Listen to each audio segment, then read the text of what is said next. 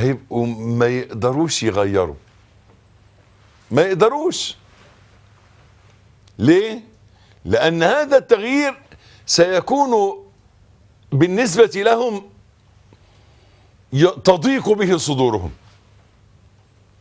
ولا تتسع صدورهم إلا للقرآن. لذلك إياك من فضول المخالطة، مخالطة البشر. خذ بحظك من العزلة.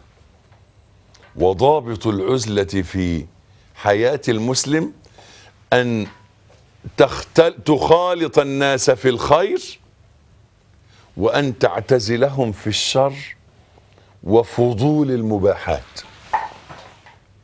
انك انت تروح تزور حد وتقعد معاه وتسهروا مع بعض تتكلموا في احوال الدنيا، ده مباح طالما ان مفيش معاصي، مفيش سيئات، مفيش غيبة، مفيش نميمة، مفيش، ماشي، مباحات. لكن لسلامة القلب دعك من هذه ايضا.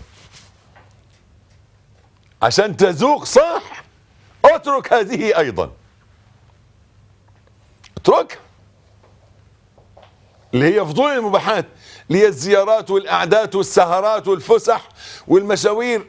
هذه كلها سموم قاتلة. الناس في المخالطة أنواع. من الناس من مخالطته كالسم القاتل، فإن اتفق لك ترياق وإلا قتل قلبك.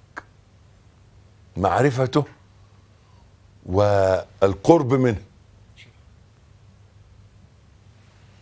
إخوتي، احذروا فضول المخالطة، مخالطة البشر وكثرة كلام الناس. قال العلماء أن أنفاس البشر دخان القلوب. دخان، لما كل ما تقرب من الناس الدخان يسود قلبك، دخان يسود قلبك، دخان يسود قلبك. ابتعد عن الناس. إذا رأيت، قال ابن الجوزي عليه رحمة الله: إذا رأيت نفسك تأنس بالبشر وتستوحش من الخلوة فاعلم أنك لا تصلح لله. اللي يصلح لله يأنس بالخلوة مع الله ويسعد بالجلوس وحده. قالوا كده في البداية خالص: إذا خلي القلب من الاهتمام بالدنيا والتعلق بما فيها من مال أو رياسة أو صورة، وتعلق بالآخرة وإعداد العدة لها، فذلك أول فتوحه وتباشير فجره. إخوتي، أنا أحبكم في الله. قالوا: فإذا تمكن في ذلك فتح له باب الأنس بالله والوحشة من الخلق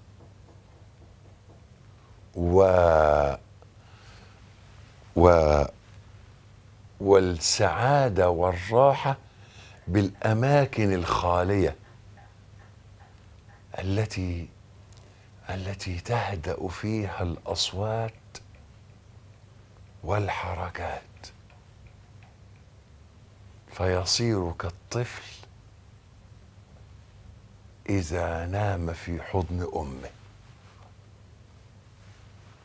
لما يتمكن القلب في مقام الأنس بالله يحس في الخلوة إنه، عارف الطفل لما ينام في حضن أمه وتهدهده، هو يحس بكده لما يبقى لوحده.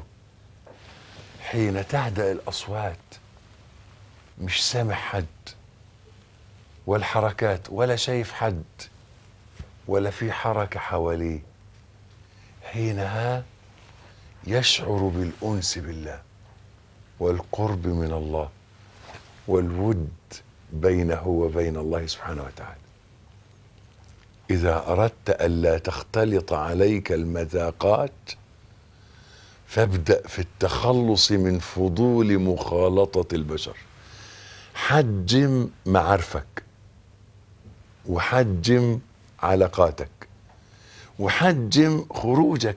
لما سأل الرجل رسول الله صلى الله عليه وسلم عن النجاة قال أمسك عليك لسانك وليسعك بيتك وابكي على خطيئتك. أمسك عليك لسانك وليسعك بيتك، اقفل بيتك على نفسك، اقفل بابك عليك، وابكي على خطيئتك، انشغل بنفسك. لا تخلط المذاقات، وذلك بألا تفتح على نفسك زي ما بيقولوا ايه، اسمع ده واسمع ده واسمع ده واسمع ده واعرف ده واعرف ده واعرف ده، وصلي هنا شويه وصلي هنا شويه وصلي. لا تخلط المذاقات. إذا أردت أن تكون رجل صاحب مذاق في العبادة ما تلخبطش، ما تلخبطش، خليك ثابت، خليك متجه توجه واحد. ذلك لما جاء عبد الله بن مسعود الوفاة جلس حذيفة بن اليمان عند رأسه فقال أوصني، فقال له ألم يأتك اليقين؟ قال بلى وعزة ربي. قال فإياك والتلون فإن دين الله واحد. إياك والتلون فإن دين الله واحد.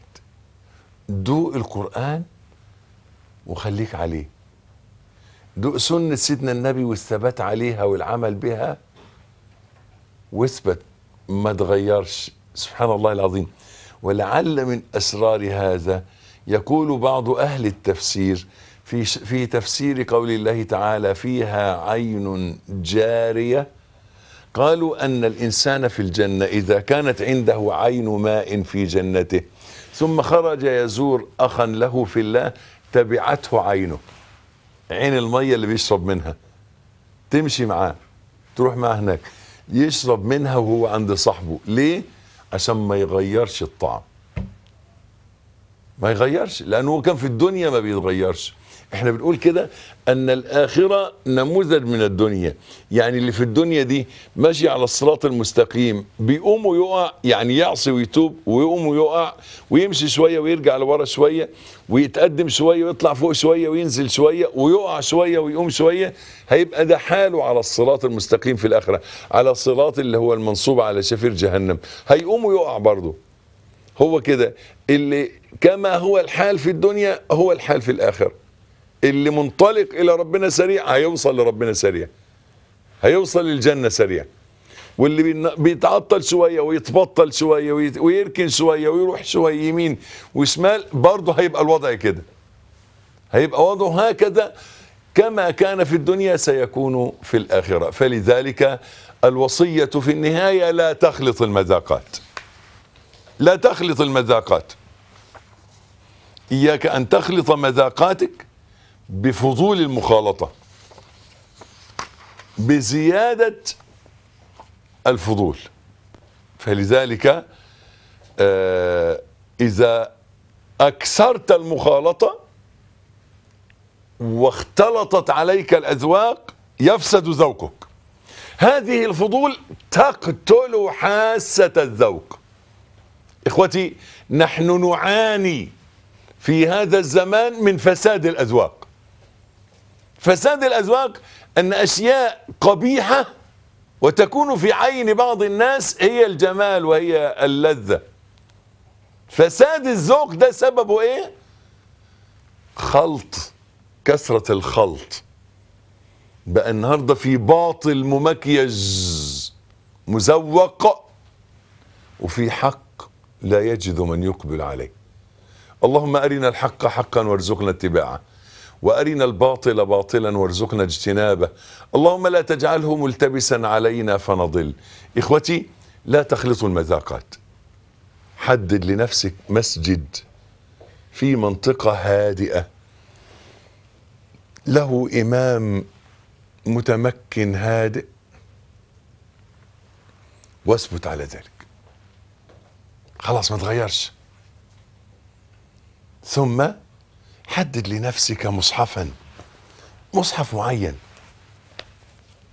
بتقرا فيه تبقى عارف مواضع الكلمات، ما تحتاجش انك انت ترجع للفهرس تدور على الحاجه اللي انت، على الايه اللي انت عايزها. انت عارف موضع الايه، فاكر شكلها وفاكر موضعها وفاكر مكانها، تفتح تلاقيها اللي انت عايزها، الايه اللي انت عايزها هتلاقيها في المكان اللي انت عايزه، لانك انت عارف اماكن الايات واماكن الكلمات، عارف اول كلمه اول الصفحه واخر كلمه في الصفحه ووسط الصفحه ومكان الربع ومكان الحزب. هي دي تبقى ايضا لما تترك فضول المخالطة، مخالطة البشر، تحس بالأنس بالله فيفيض عليك من نعمه. إخوتي، إياكم وفساد الأذواق، إياكم وخلط الأوراق، إياكم وزيادة الفضول.